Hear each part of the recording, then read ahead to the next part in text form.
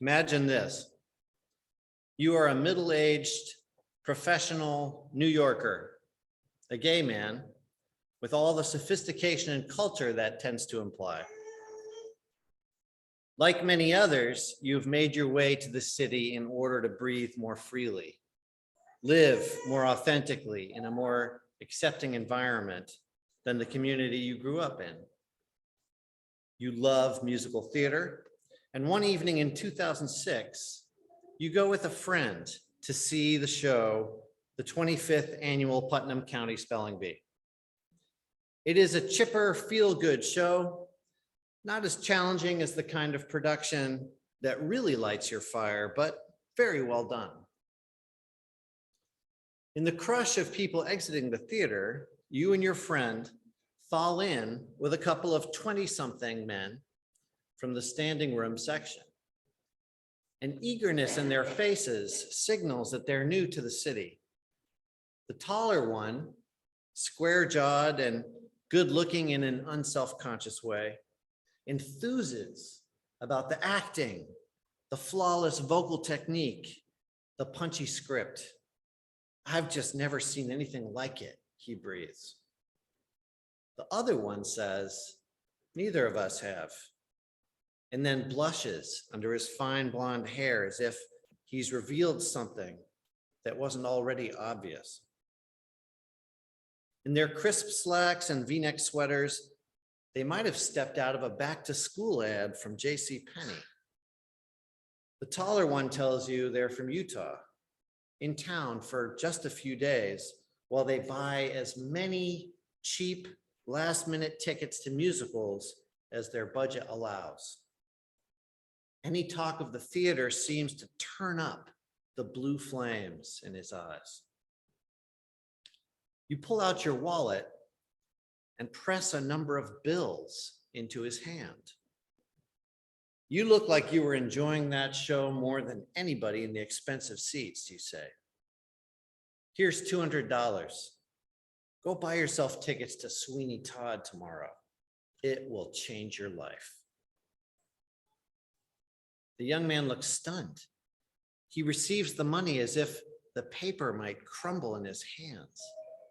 Wow, I mean, thank you. You're really just giving this money to me?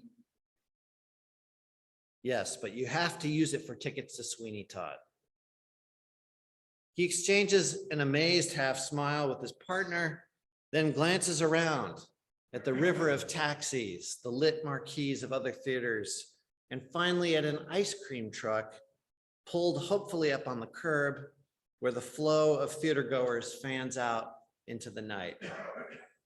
Well, can I at least buy you an ice cream? He says, to thank you.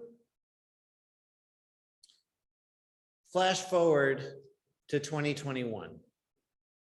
Out of the blue, you get a call from that same guy. His name is Clay Elder, and this is a true story. He has tracked you down to tell you that he did, in fact, go see Sweeney Todd, and it did change his life. It was edgy and dark in a way that he hadn't realized was possible. But some deep part of him recognized that it was exactly the thing he had always wanted to do with his own life. So he moved to New York and is now a successful Broadway actor. In fact, he's currently starring in a show opposite the woman who had played the lead in Sweeney Todd 15 years ago. It's your turn to be dumbstruck. Clay describes how it was really your kindness that gave him the permission to follow his career dreams. A feeling floats up in you that you can't quite describe. Sometimes you do things hoping a random act of kindness will actually resonate with somebody, and that it actually did is really just amazing, you say. What you don't say is how much Clay and his partner reminded you of yourself at their age.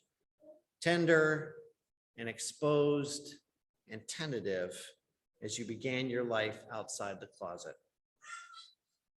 Nor do you tell him the story of the gay couple you met while traveling in Italy, who put you up when a friend ghosted you and you had no money for hotels. You were about 23 then. These people didn't know you at all, but they gave you a key to their home and without request or obligation, welcomed you to come and go as you pleased for 10 days. They were kind to you, and then you were kind to Clay, and he turned out to be a Broadway star in the making. Do not neglect to show hospitality to strangers, our reading from Hebrews advises, for by doing that, some have entertained angels without knowing it. The sentence clearly invokes the story of Abraham and Sarah, old and barren, welcoming and feeding three strangers who turn out to be divine messengers bringing the promise of a son. It's an ancient tale, but it lives on in many forms, such as the one I told you today. In fact, it seems to me that one way the Bible stays true down through the ages has to do with our willingness to live by its patterns. The willingness of you and me to take the risks and welcome the costs of extending generosity and openness and trust to others. Even in a time such as ours, when the flames of hatred get fanned into wildfires across social media, the kindness of strangers persists. And the blessing of our acts of hospitality return to us multifold.